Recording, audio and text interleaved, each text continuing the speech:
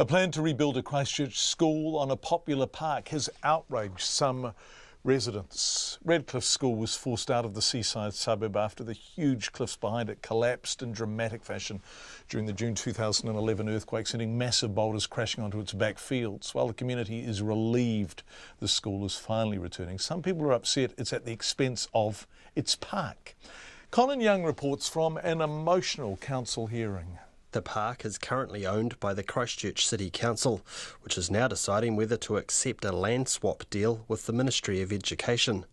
The council would be given the site of the old school, which it intends to turn into a park, and in return the ministry would be given the park where the new school would be built.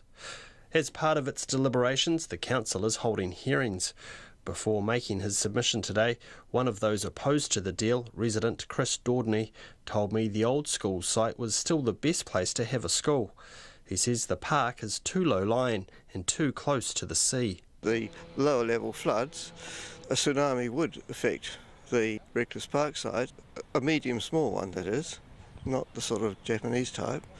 It wouldn't really affect the existing school site at all. Another resident, Simi Desor, says after 6 years without one, everybody in Redcliffs wants its school back.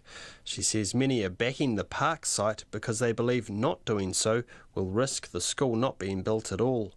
But she says the community should not let the Ministry of Education force them into accepting something they're not completely happy with. A lot of people want to save the school, as do we. It's really important, and we've been bullied. We've been bullied by the ministry and the minister to shut up and put up, because otherwise we'll lose the school, and we shouldn't be put in that position because it's not one or the other, it should be both. Redcliffs School Principal Rose McInerney made an emotional plea to the hearings panel today to do the deal with the ministry.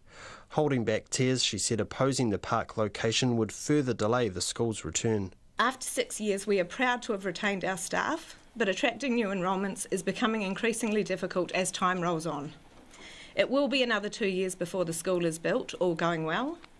We do not have the strength or the energy for any more delays. Rose McInerney says the deal is a win-win for the community, which will not only get a replacement park on the site of the old school, but a school with facilities everybody would be able to use. We are excited about the potential. Our preliminary brief for the school design includes shared community facilities, accessible playgrounds, sports fields, even a community veggie garden.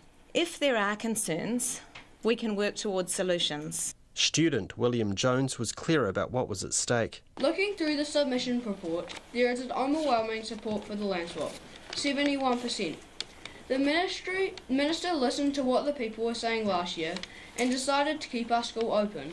I am told that the Minister of Education will not change her mind about the site, so we must accept the change of site or we could lose our school. The Ministry of Education says the disruption caused by having to close the school following further earthquakes so the stability of the cliff could be checked would be too disruptive, and the old school site was therefore off the table. If the council approves the park site, the new school would be open by mid-2019. In Ototahi for Checkpoint, ko Conan Young Tēnei.